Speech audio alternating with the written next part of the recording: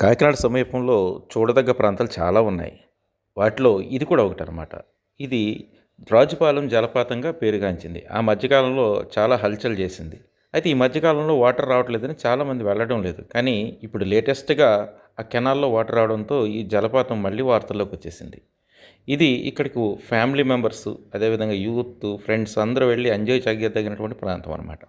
ఇది ఎక్కడుందంటే కాకినాడ నుంచి సామర్లకోట వెళ్ళిన తర్వాత సామర్లకోట నుంచి దివిలి వెళ్ళే రూట్ ఒకటి ఉంటుంది. జీరాకంపేట మీదుగా వెళ్ళాల్సి ఉంటుంది. ఆ దివిలి దాటిన తర్వాత రాజుపాలెం అనే ఊరు ఉంటుందన్నమాట. రాజుపాలెనికి ఒక కిలోమీటర్ దూరంలో ఈ జలపాతం ఉంటుందన్నమాట. నిజానికి ఇది రైతులు చెక్ డ్యామ్‌గా నిర్మించారు.